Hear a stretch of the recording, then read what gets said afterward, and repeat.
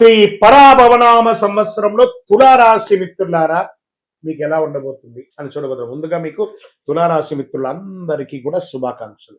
గత ఎన్నో ఏళ్లుగా బాధపడుతున్నటువంటి మీకు ఎప్పుడురా నాకు మంచి రోజులు రాబోతున్నాయి, నా జీవితం ఇంతేనా అనే ఒక క్వశ్చన్ మార్క్ లో ఉన్నారు కదా. తులా అంటే తక్కిడి, ఒకసారి వంగుతుంది, ఒకసారి లేస్తుంది, ఒక పక్క కష్టం, ఒక పక్క లాభం.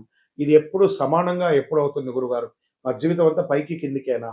ఎట్లడి ఈ పరాభవన సంవత్సరంలో అద్భుతాలు చూడబోతున్నారు తులారాశి మిత్రులారా. క్రమంగా అభివృద్ధి తీసుకొచ్చే ఒక గొప్ప సంవత్సరం ప్రారంభంలో చిన్న చిన్న ఆటంకాలు ఉన్న సంవత్సరం మధ్య అవకాశాలు వస్తాయి. మీరు సాధిస్తారు తులారాశి మిత్రులారా. మీరు పుట్టిందే సాధించడానికి. మీ వల్ల ప్రజారంజకంగా ఉండబోతున్నారు. మీ వల్ల ఎంతో మంది కుటుంబాలకి మీరు జీవితాన్ని ఇవ్వబోతున్నారు. విధంగా గోచార ప్రకారం శని భగవానుడు ఈ సంవత్సరం శని మీనరాశిలో 6వ స్థానంలో సంచరిస్తున్నాడు. శత్రువులపై విజయం సాధిస్తారు.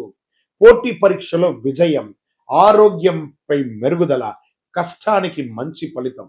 శని ఇస్తే ఇంకెవరైనా ఆపగలరా? శని ఇస్తే ఎవరైనా ఆపగలరా?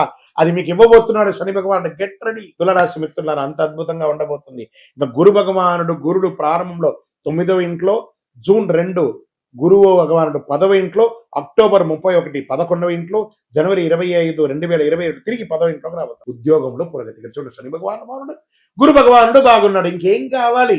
ఇబ్బంది పెట్టేవాడు అనుకూలుడు, ఇచ్చేవాడు అనుకూలుడు. ఇంకేం కావాలండి? మనం బంతులు ఎక్కడ కూర్చుంటాయంటే లడ్డు మన దగ్గరికి వస్తుందా లేదా అదే లెక్క. వచ్చేస్తుంది. Get ready. అంత అద్భుతంగా ఉండబోతున్నారండి. ఉద్యోగంలో పురోగతి, గౌరవం పెరుగుతుంది, ఆదాయం పెరుగుతుంది. ఎక్కడ అవమానం పొందారో అక్కడే మీరు ప్రశంసింపబడతారు. ఇది సత్యం. ఇది సత్యం అంటే సత్యం. ఇందులో తిరుగులేదు. ఆధ్యాత్మికమైనటువంటి మెరుగుదల పొందుతారు. భార్య భర్తల మధ్య సఖ్యతలు కూడా. ఇక్కడనే అసాంఘికమైనటువంటి కార్యక్రమాలు మీరు చేసి ఇబ్బంది పడి ఉంటారు. దానికన్నిటి కూడా ఒక స్వస్తి పలకండి. జీవితంలో ఎదగాలంటే అసాంఘికమైనటువంటి ఫలితాలు పొందకూడదు. అదేవిధంగా అఫైర్స్, ఇల్లీగల్ అఫైర్స్ కూడా అవాయిడ్ చేయాలి. ఈ రాశి వాళ్ళు ఖచ్చితంగా దీన్ని పాటించాలని ఉంది క్లియర్ గా. ఇంకా రాహుకేతు 5వ ఇంట్లో, కేతు 11వ ఇంట్లో. సంవత్సర ప్రారంభంలో రాహు 4వ ఇంట్లో డిసెంబర్ 6, కేతు 10వ ఇంట్లో. దీనివల్ల వచ్చేదేమిటి? విద్యలో జాగ్రత్తగా ఉండాలి. కుటుంబ విషయంలో ఆలోచన అవసరం. ఏదైనా నిర్ణయం తీసుకునేటప్పుడు భార్యాభర్తలు, భర్త భార్యతో కూర్చొని ఆలోచించాలి. ఉద్యోగంలో మార్పులు, స్థాన మార్పులు వచ్చే అవకాశాలు ఉన్నాయి. ఇంకా ఆదాయం ఎలా ఉంటుంది అని చెప్తే, ఆదాయం పెరుగుతుంది, వ్యాపారంలో లాభం వస్తుంది. Expansion of your business, this is the right time. You can expansion your business.